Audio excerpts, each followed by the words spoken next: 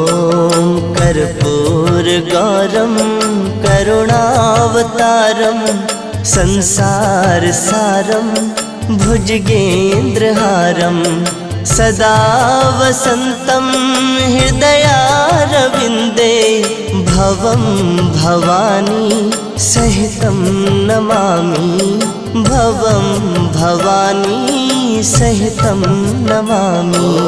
कर्पूरगौरं करुणावतारं संसारसारं